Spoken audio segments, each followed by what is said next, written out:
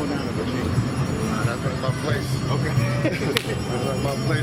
I live here. Okay. When we go back to your wheelhouse, man, what do you think about Zack Randolph? Oh, where did he get caught? LA? Yeah. It's legal here. But they said it was with intent to sell. There's no such thing as intent to sell if you're smoking. That charge is going to get dropped. It's Los Angeles. You technically can have 99 pounds without seeing any courtroom. The DA won't touch the case. Really? Yeah. So you don't think any friendly state they stop the law? They stopped about 2014. That's why you haven't really seen any arrests on it. Do you feel like he'll be banned from the league? Banned? This ain't football. This ain't football.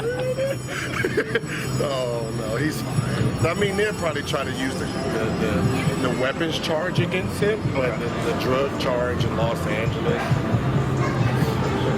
No charge here. Because that's what everybody's tripping off. It's like, how you get busted in LA for what? Yeah, that's what I said. There's no charge. I mean, if a dickhead cops wants to message you, they're going to do it, and that's what they did. But no DA's going to touch that case. They're not here. Right. They're not here. They're not here. That's what I said. He won't see a courtroom. They'll try to make him plead out to something, some misdemeanor crap for that charge. Right. He'll be fine. Yeah, but it's come on. It's like you go your whole career without getting in trouble in Memphis, and then as soon as you get here, they bust you. Stop. Leave that man alone. Man, they just do too much. Now, what do you think about LeBron talking about LA is going to be his home? He's actually, came out of his mouth? He tweeted it out, I think it was Friday or Thursday, one of the mornings he tweeted it out saying LA is his home, 2018. I mean, I know he lives here. lives here in the summer. Right. I mean, if he comes to LA, I mean, it's great, but I mean, the NBA itself should stop some of these trades because I mean, all the power's coming west, and you're just watering down the East Coast. I mean, there should be some structure to keep some of the talent in the East. I mean, you're just overloading one conference. I mean, right. Because that's how I feel like someone like Westbrook. He could have been left. He got a house out here.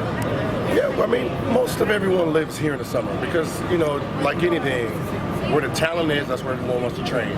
So Chicago, here, Vegas is where usually the hub of players come. So, you know, he trains here, you know, Chicago he's trained, Vegas he's trained. But, you know, to come play here, it's, you know, there needs to be a stop of, like, come on. There's just too much talent in the West. Whistles. Right. Push some of that talent back in the East. Right. You know, make it an even conference. Right, exactly. Like with the KD, with everybody going out, we're going to go to Golden State now. I mean, it's making it too obvious on who's winning. Yeah. You know, so it takes away from fans wanting to be fans. If you can just predict who's going to win the championship. Right. It's like, oh, okay, go to State. Who else is going to be in it? Okay, Cleveland. Right, exactly. It's not even fun anymore. Yeah, it's like even though Boston was winning last year, you still didn't really have the championship. Yeah. With that being said, if LeBron does come, he's definitely going to get a championship for Lakers. If LeBron comes to the Lakers? Yeah. You think they definitely will get a championship? That first year? No.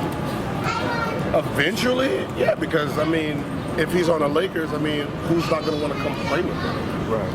I mean, now you're talking about Paul George come in, you're talking about Cousins might want to come. Like, you can, I mean, the Lakers is the godfather. You know, they can pull any trade they want. Right. But I can tell you this, if he does come, I don't see how Alonzo Ball fits into the picture. Right. You know, so I don't know how that plays. Even though he said LeBron's his favorite player. Yeah, but I mean, you still gotta. Just because you put pieces together, don't mean they work. Like, I mean, LeBron's career, he's been a point guard. Right. He's actually been the point. Everybody who's been with him has been scorers. You know, when he went to Miami, you got Dwayne Wade. He's at the point. Right. Cleveland, you got, before he left, you know, you got Mo Williams who just shot the ball. You got Gibson, you know, you have Larry Hughes. These are all guys who just shoot. Right. Now Kyrie, you just become scorers because he's the ball handler. Right. So when he comes here, you can't have two people playing the same position at playmaking. You know, LeBron is not a natural when I say natural, he's not a KD. He's not a natural go-get-it type of player. You know, he's just gifted. Right. But he's Magic Johnson gifted. He wants everybody else. So you need someone who's selfish on your team. And if you have him and, you know, Ball doing the same job, you know, it's kind of hard. So if LeBron comes, I'm pretty sure Ball is going to be in that trade. That kind of... You kind of hope for that? No, I mean, it's just like, you know. Oh, yeah, you're indifferent of it. Yeah, you know, that's why I said it's like... Yeah. I mean, obviously, everyone will love that trade, right. But it's like... Rihanna or Beyonce. Like you got to give up, you know, your future to bring in, you know, championships. Right. Got it. You know, that's just that NBA, like, people don't understand. It's still a business. Right. You know, and moves people make is business moves also. So it's hard to sometimes be a fan, you know, and you know, a fan of certain things. Right. You know, I'm just a fan of basketball. So to see them play basketball is what I'm a fan of. But when it comes to, you know, saying, all right, KD, if you didn't win the championship, you're not a great. No, I'm not a fan of that because his greatness is not depicted on how he plays. Right. It's depicted on what moves are they making upstairs.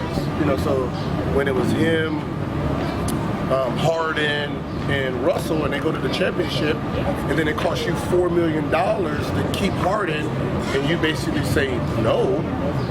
Obviously, you don't want to win. Right. Because if you paid $4 million, you would have had at least 3 championships. There wouldn't be no Golden State.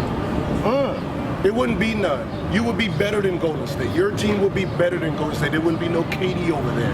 Right. It would have been you guys versus LeBron, and you guys would have been at least 3 championships in by now. But it's a business. Yeah. Same thing with Kevin Durant now. Like, Oh my God. it's a delusion around the NBA. We're asking KD to take a pay cut, which he did. Who did he take a pay cut for? You have millionaires taking pay cuts for billionaires, Right. to help billionaires with their taxes. Serious? Are you kidding?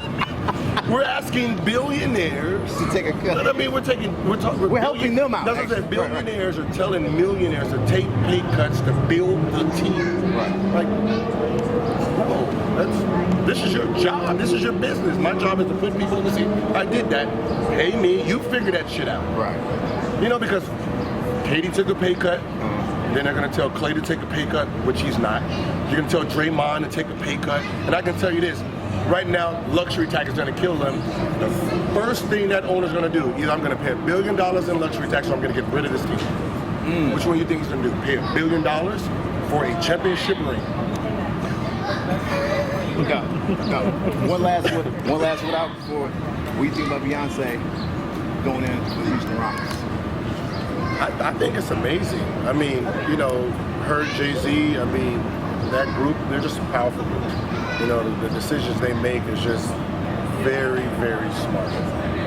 So, she'll be the first female owner. I love it. I love it. No doubt. Thank you so much for your time. No problem.